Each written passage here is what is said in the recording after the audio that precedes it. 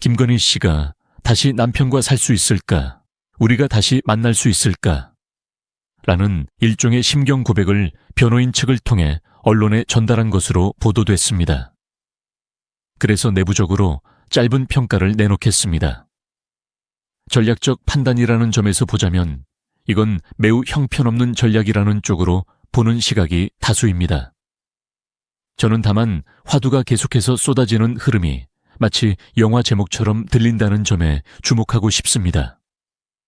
우리가 다시 만날 수 있을까 같은 구절이 영화 제목인 양 흘러나오고 있고, 또한 윤석열 전 대통령과 관련한 현재의 흐름 역시 그런 식으로 포장되고 있습니다. 더불어 벌거벗은 임금님, 의자와 윤석열 같은 표현들이 계속 제시되다 보니 오히려 이들은 스스로를 둘러싼 논란에 불리한 측면으로 작용하는 전략을 쓸 가능성도 배제할 수 없다고 보입니다. 있을 때 잘한다는 말을 되짚지 않을 수 없죠.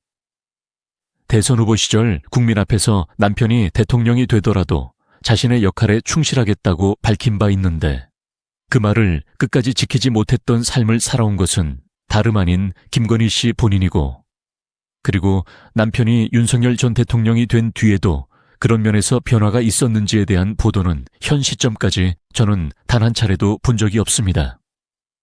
그리고 영문은 아닙니다만 그런 맥락의 발언이 있었다고 해서 구체적 진정성이나 호응을 이끌어냈다는 증거도 보이지 않는다는 점이 핵심이라고 봅니다. 교회사 위원님들께 드리는 요지는 이렇습니다.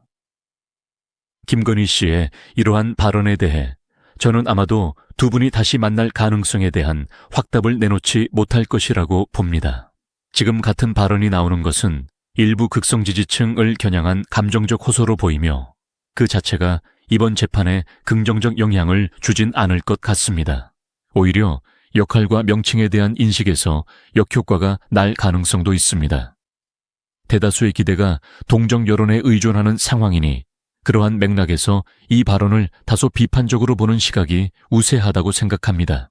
패널 모두 이번 발언은 부적절하거나 동정론을 유도하려는 발언으로 평가했습니다. 그렇다면 두 분의 변호인 측 주장을 둘러싼 이 질문은 간략하게 정리하겠습니다. 특검이 18일 오전 10시에 출석하라고 했으나 건강상의 이유 등으로 확답을 주지 못했고, 그날 변호사와의 면담 후에 입장을 밝히겠다고 했습니다. 즉, 불출석 가능성도 있는 상황인데 이로 인해 구속적 부심이 제기될 가능성도 제시되고 있습니다. 구속적 부심은 피의자 신분에서 구속 여부를 다투는 절차이고 일반적으로 일주일 이내에 청구해야 한다는 점이 지배적이지만 상황에 따라 청구가 가능하다고 보는 견해도 있습니다. 김건희 씨가 구속적 부심을 청구할 수도 있겠지만 출석 가능성이 높아 보이기도 합니다. 지금 윤석열 전 대통령과 김건희 씨에 대한 각종 소문이 사실상 사라진 상황에서 구치소 수용 여부까지 논란이 바뀌었다고 보면 만약 소환 조사를 거부하지 않는다면 물리적 강제 소환의 가능성도 배제하기 어렵습니다. 따라서 변호인도 그런 점들을 지적하지 않을 수 없을 것이고 구속적 부심 신청뿐만 아니라 소환 조사에 응할 가능성도 높다고 보입니다. 조사에 응하는 것이 김건희 씨 본인에게 이익이 된다면 합리적 판단을 하는 변호인 역시 의료인인 김건희 씨에게 그렇게 권유할 가능성이 큽니다. 다만 지금 구속적 부심 이야기가 나오는 만큼 청구한다고 해도 법원이 이를 인용할 가능성은 거의 없어 보입니다. 피의자 신분으로 구속 전 피의자 신문에서 거짓 진술이 있었고 그 거짓말이 증거 능력에 의심을 받는 것이기 때문입니다. 따라서 인용 가능성은 낮고 현재 김건희 씨의 변호인 측이 다음 조사에 대한 출석 여부를 확답하지 않는 점은 제 개인적인 판단으로도 의료인인 김건희 씨의 상황에 상당히 좌우되고 있는 것으로 보입니다. 왜냐하면 지난번에 특정 시점의 진술이 논란을 불러왔던 점을 보면 특검은 2015년 8월을 시점으로 특정했고 그 이전에 김건희 씨가 2000년에 홍콩에 가서 모조품을 구입했다는 주장도 존재했습니다.